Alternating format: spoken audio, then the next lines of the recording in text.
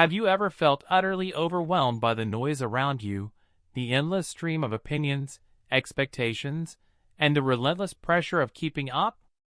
Imagine this.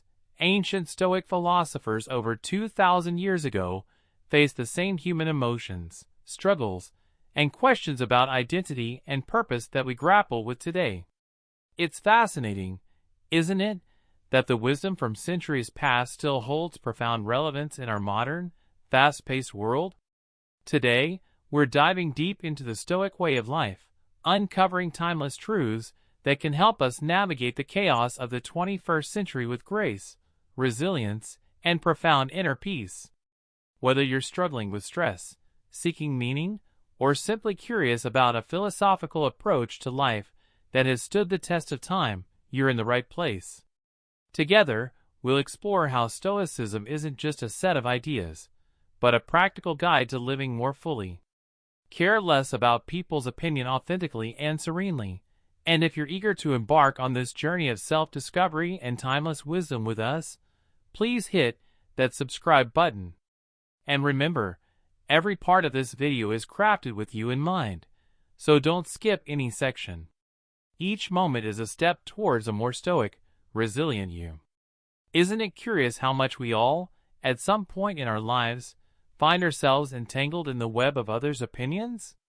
We often surrender our peace of mind and happiness trying to fit into the molds others create for us. But let's pause for a moment and delve into the ancient Stoic wisdom. Marcus Aurelius emphasized the futility of seeking external approval. He urges us to question this innate desire to please others, challenging us to break free from the chains of external validation. It's a liberating thought, isn't it? To realize that the only approval you truly need is your own? Now think about it. When you lay your head on your pillow at night, it's your thoughts you're left with, not others. So why not make those thoughts about your true self, your values, and your actions? Imagine the freedom of being unapologetically you, not swayed by fleeting opinions or the latest trends. But how do we start caring less about people's opinions? It begins with understanding and reaffirming your values. What do you stand for? What matters most to you? When your actions are in harmony with your beliefs, there's a profound sense of peace and authenticity that no amount of external approval can match. Moreover, embracing your uniqueness attracts the right kind of people into your life, those who appreciate you for who you genuinely are, not for who they want you to be. It's about quality, not quantity. Having a few meaningful relationships based on mutual respect and understanding is infinitely more fulfilling than seeking the fleeting approval of the masses. It's crucial to remember that people's opinions are just that, opinions. They are subjective variables, and often more reflective of the person expressing them than of you. As Marcus Aurelius wisely points out, the only constant and true validation comes from within, from living a life aligned with your values and principles. When we talk about being honest, it's easy to default to the idea of not lying to others, but Stoicism invites us to explore honesty on a much deeper level.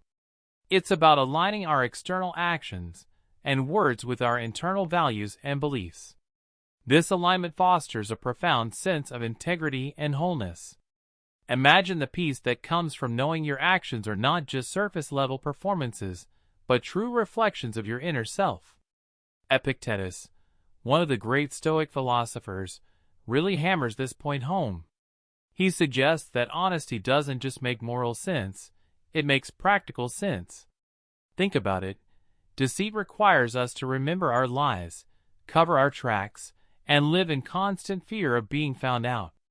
It's mentally exhausting. Honesty, on the other hand, is simple and liberating. It frees us from the tangled web of deceit and allows us to live with ease and clarity. But here's the real kicker. Honesty affects not only our relationship with others, but also with ourselves. When we are honest with ourselves about our strengths, our flaws, our desires, we pave the way for genuine growth and self-acceptance. It's like clearing out the clutter in our minds to make room for more peace, more understanding, and more authentic connections with the people around us. And yet, embracing honesty is not always easy. It requires courage and vulnerability. It means sometimes admitting we were wrong, facing our mistakes, and dealing with the consequences of our actions. But the reward, trust, respect, and a clear conscience is immeasurably worth it. So how can we cultivate this virtue in our daily lives? It starts with small steps. Practice transparency in your interactions, reflect on your day, and acknowledge moments where you might not have been entirely honest. Ask yourself why and how you can improve. Remember, it's a journey, and every step toward honesty is a step toward a more serene and meaningful life.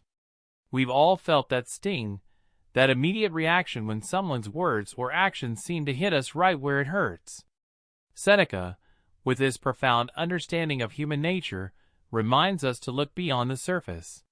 He suggests that when someone acts in a way that we find hurtful or offensive, it's often not really about us at all. People act based on their perceptions, their struggles, and their history. It's like everyone is moving through the world wearing a unique pair of glasses that colors how they see everything around them, including us. Now think about a time when you might have snapped at someone or acted in a way that wasn't really you. Chances are, you were dealing with something else entirely: stress, fear, insecurity, or maybe you were just having a really bad day. Now, if we can recognize this in ourselves, why not extend that same understanding to others? This perspective shift, which Seneca advocates, is about empathy, but it's also about self-preservation. When we stop taking things personally, we detach ourselves from the unnecessary pain that comes with believing everyone's actions are about us. It's like setting down a heavy burden we've been carrying around. Suddenly, we can breathe, move, and live more freely. But how do we actually do this? How do we stop taking things personally, especially when our emotions are already flared up? It starts with a pause. When you feel that rush of hurt or anger, just pause, take a breath, remind yourself of Seneca's words. This might not be about me at all. This simple act of pausing can prevent a reactive spiral and give you space to choose a more reasoned response. It's also about building resilience and understanding. The more we remind ourselves that we don't have the full picture of what someone else is going through, the less likely we are to be wounded by their actions or words. And when we do get hurt, because it will happen, we can treat it as a practice ground for our Stoic principles. Ask yourself, what can I learn from this? How can it help me grow? In embracing this Stoic approach, we not only protect our peace of mind, but also open ourselves up to more compassionate and meaningful interactions. We become less reactive, more understanding, and in a way, more connected to the humanity in everyone we meet. Marcus Aurelius often wrote about patience. He saw it not just as a passive waiting, but as an active engagement with the present moment, whatever it may hold. To him, being patient was akin to donning armor against the trials of life, transforming potential irritants into lessons of endurance and calm. Think about it. When you're stuck in traffic, there's a kind of freedom in accepting you can't move faster than the cars in front of you. It's an opportunity to listen to your favorite music, an audiobook, or simply to your own thoughts. This shift doesn't change the traffic, but it changes how you experience it, turning a frustrating wait into a moment of peace or even enjoyment. Similarly, when dealing with a challenging person, imagine if instead of reacting with irritation or anger, you respond with patience. You give yourself a moment to understand where they're coming from, to recognize that their behavior is more about their own struggles than anything else. This doesn't mean you accept bad behavior, but you respond to it with composure and thoughtfulness, which often diffuses tension and leads to better outcomes for everyone involved.